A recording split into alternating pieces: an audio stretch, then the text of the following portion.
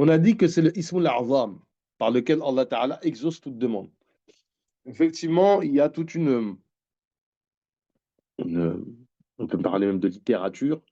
On a souvent dans les livres qui traitent des Asma ou Sifat, des noms d'Allah, de l'explication des noms d'Allah, souvent un chapitre qui parle de Ismul A'zam. Alors le Ismul A'zam, le nom immense, si on pourrait le traduire littéralement, le nom suprême, c'est le nom d'Allah Ta'ala. Ce nom, en fait, il faut savoir que c'est dans la sunna du prophète, alayhi salatu wassalam, il part de ce nom suprême, le nom par lequel Allah Ta'ala est systématiquement exaucé. Et donc, en fait, il y a plein de divergences parce qu'en fait, à partir des textes du Coran, ou plus précisément de la sunna, excusez-moi, plutôt de la sunna, on va avoir des hadiths qui nous expliquent que tel nom, c'est le nom d'Allah, etc. Par exemple, Al-Hayyul Qayyum, certains disent que c'est ça le Ismul A'zam.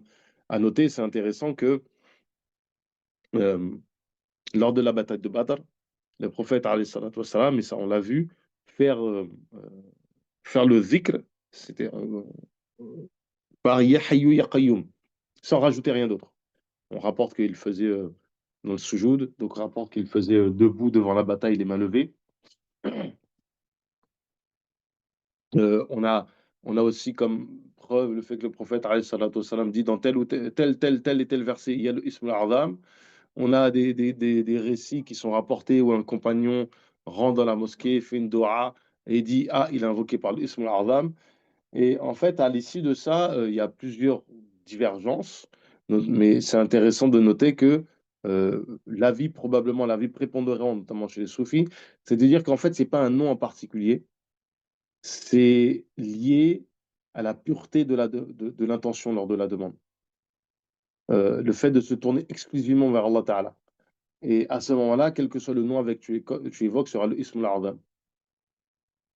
Mais l'avis qui dit qu'aussi c'est le nom d'Allah, c'est le nom Allah est très fort.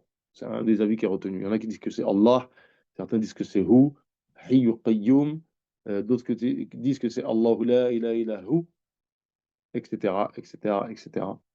Beaucoup de divergences sur cette question. Wallahu ta'ala a'lam.